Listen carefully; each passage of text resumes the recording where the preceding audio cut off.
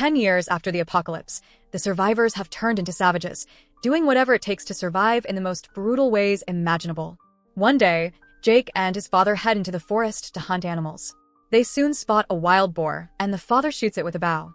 But when they reach the spot where the wounded animal should be, it's gone. As they continue walking through the forest, the father notices a dirty child's boot on the ground. A bit further ahead, they come across an abandoned car. They carefully check it and take anything useful. Jake finds a packet of cookies and eats them greedily, trying not to let his father see. They head off in another direction. Jake falls asleep and wakes up with his head resting on his father's shoulder. After resting, they continue walking, with Jake occasionally lagging behind to finish the cookies. Eventually, they reach their cabin, camouflaged with branches.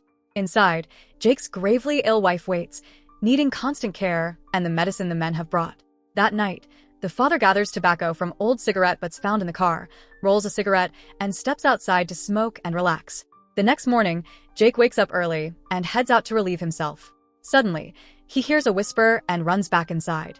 Peeking through the log gaps, he sees a group of cannibals approaching their hideout. Panicking, Jake gets dressed and gathers essentials. His father wakes, dresses quickly, and helps Jake's fragile wife to her feet. The family escapes through the back door, trying to get as far from the cannibals as possible. Along the way, Jake drops his backpack but can't stop to retrieve it. They finally reach a house, and the father tells Jake and his wife to hide in the well. He decides to confront the cannibals. He manages to injure a few, but the rest overwhelm and kill him, all in front of Jake and his wife. The cannibals disappear for a while but return later to retrieve their belongings and the father's body from a crack in the wall. Jake watches helplessly as the group's leader finds his backpack, which contains the medicine, and takes it. The leader then heads toward the house, dangerously close to the well where Jake and his wife are hiding. He tries to open the hatch, but Jake keeps it closed. The man peers through a hole, but thankfully, the couple remains hidden. Once the danger passes, Jake and his wife crawl out of the well, exhausted and shaken. Inside the house, Jake finds the empty cookie packet he never shared with his father. He lays his suffering wife on the bed and checks the horrible wound on her stomach. The pill bottle is empty, the medicine is still in the backpack. Seeing her pain, Jake grabs an adze and prepares to end her life to stop the agony. But he can't bring himself to do it.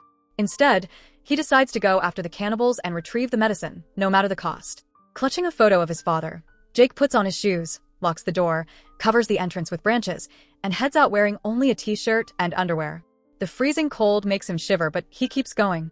Eventually, he collapses near a river. Back at the cabin, his wife wakes and realizes Jake is gone. She sees the door is wide open and struggles to reach it, but can't. Jake regains consciousness and sees a child struggling nearby. He follows the child, who runs to an abandoned building, his home with his grandfather.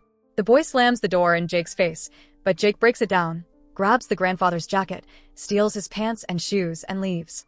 After a while, Jake finds a fire burning in the forest and the shattered bones of his father. Grieving, he digs a small grave and buries what remains. Then he climbs a tree and sees smoke in the distance, cannibals tending to an injured member. Suddenly, Jake loses his balance and falls from the tree. He soon hears wild dogs barking and, terrified, crawls away. He starts a fire to scare them off. Afterward, he falls asleep beside it. The next morning, Jake resumes his search. He finds an abandoned tent and throws a rock inside to make sure it's empty. Inside, he finds human remains, a whistle, a knife, and other supplies. Just as he's about to leave, he spots the familiar boy nearby, who runs away in fear. Jake later sees one of the hunters filling water at a stream. He follows her as she leads him to the cannibals' camp. While she steps away, Jake sneaks toward the camp and notices a tripwire just in time. He retrieves his backpack, only to find it empty. He desperately searches through their belongings. Suddenly, the woman returns and attacks him with an axe. Jake manages to defend himself and strikes her with a rock, knocking her out. He continues searching the trailer, but doesn't find the pills. Soon, the entire group of cannibals returns from their latest hunt. Jake carefully covers his tracks and drags the hunter's body away to avoid drawing attention. Along the way, he loses his axe, a tool that would have been useful, but he can't go back for it. Hiding behind a tree, Jake sees that the cannibals have captured the same boy from earlier. He also notices that the group's leader is giving the pills to an injured companion and then locking them in a chest. Sensing that something's off, the leader sets out to find the missing hunter, while another group member goes to relieve himself near the tree where Jake is hiding. Jake remains undetected. Soon, the injured hunter returns and sees the axe lying on the ground. Realizing something is wrong, he alerts the others. They quickly move to inspect the area. Jake covers the hunter's body with leaves and cautiously tries to approach the cannibal's trailer. The injured hunter, too weak to join the search, retreats to rest inside the trailer. Jake seizes the chance to rescue the boy. The boy runs out screaming, and the injured hunter forces himself up to chase him. At that moment, Jake reaches the chest, but finds it locked. He tries to break the padlock, but it won't budge. Hearing the boy's screams, the cannibals rush back. Jake hides under the trailer. The hunters discover the boy is gone, and in anger, the leader knocks out the injured companion for failing to watch him. Later, the cannibals find the missing hunter's body. That afternoon, they hold a sort of farewell ceremony. While the leader leans over the woman's body, Jake notices a shiny key hanging around his neck, likely the key to the chest. After setting the comrade's body on fire, the cannibals return to camp. Jake spends the night hidden under the trailer. Early the next morning, he sneaks inside, using matches to light his way, and carefully cuts the key from the leader's neck. But once outside, he nervously drops it between the floorboards. Luckily, he manages to retrieve it.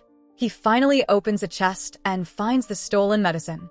Jake then locks the trailer door with a padlock in case the cannibals return. In his rush to leave, Jake forgets about the tripwire near the camp.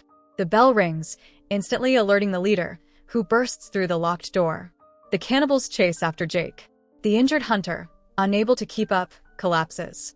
Seeing him as a burden, the leader breaks his neck. The others continue chasing Jake. They fire arrows, but Jake dodges them and makes it to the house where the boy and his grandfather live. Inside, he finds signs of a struggle and discovers the old man's mutilated body, killed by wild dogs. Stunned, Jake steps outside, but is ambushed by the cannibals and knocked out with a heavy club. Meanwhile, Jake's weakened wife hears the barking of wild dogs as they begin to surround the cabin, trying to break in. Jake wakes up with his hands and feet tied, once again, in the cannibal's lair. He sees his knife nearby and tries to grab it, but the leader notices, kicks it away, and horrifyingly burns a photograph of Jake's father in front of him. While the group is distracted, Jake spots a whistle in the grass. He grabs it and blows it with all his might. The loud sound draws the wild dogs to the camp. Panicked, the cannibals flee, momentarily forgetting about Jake. Taking the chance, Jake cuts the ropes with the knife, hides behind some logs, then gathers his belongings, gets dressed, and escapes. The wild dogs chase the cannibals. In a desperate attempt to save himself, the leader pushes a comrade toward the dogs, sacrificing him. The leader and the remaining 2 hunters split up to search for Jake. One of them, named Lieutenant, spots Jake's hand behind a tree and attacks, but it's a trap. Jake leaps from above, and after a brutal fight, kills him. Jake changes into the hunter's clothes, covers the body with leaves, and drags it away. This attracts the attention of another hunter named Charger, who rushes at Jake with a club. But Jake reacts quickly and stabs him in the stomach, killing him and taking his bow and arrows. Jake prepares for a final confrontation with the leader. He wounds the man's leg with an arrow, but just as he aims for a finishing shot, the bow breaks. Both draw their knives. Before they can clash, the wild dogs arrive and pounce on the injured leader. Jake runs, leaving the man to be devoured. On his way home, Jake finds an abandoned house with a half-decayed body inside. He gathers supplies, water, and weapons, but hears someone entering. It's the cannibal leader. Somehow, he survived. Jake grabs an assault rifle, but it's not loaded. The leader lunges at him with a knife. Jake presses on the man's wounded leg, forcing him back. In that moment, Jake grabs a pistol and shoots the leader in the head. At last, Jake continues his journey home. As he passes the building where the boy and grandfather once lived, he leaves behind some canned food, hoping the boy survived. He finally reaches his cabin, only to find the door wide open. The place has been ransacked, and his wife is gone. Falling to his knees, he breaks down, crying in despair. But then, a hand rests on his shoulder. He turns around and sees his wife standing behind him. His efforts weren't in vain. So that's it. Hope you enjoy the story. Subscribe and press the bell icon for more videos.